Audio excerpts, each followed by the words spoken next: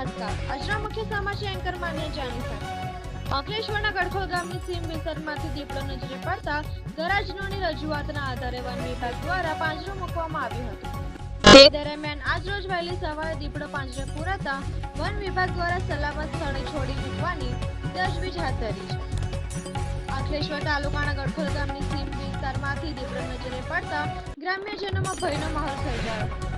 દીપડાને જોતા ગ્રામ્યનો દ્વારા વન વિભાગને જાણ કરવામાં આવી। વન વિભાગ દ્વારા ગત રોજ ગામની સીમના પાંજરું ગોઠવ્યું હતું।